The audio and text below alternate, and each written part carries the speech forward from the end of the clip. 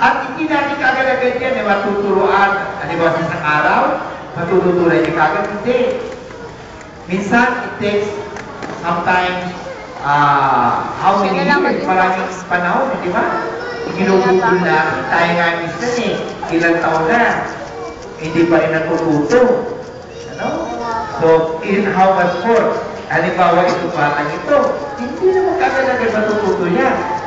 Kunti, araw-araw pag-aanak, dapat pag may bisita, ganito. So, ganyan. So, unti-unti sa pakikiusap. Ngayon, uulitin mo yan. Kasi, sabi nga, learning is repetitious. Naliwanag po ba yun? Sabihin po nga ninyo, sumunod kayo. Learning is repetitious. Sa Tagalog ay ang pagtututo kayo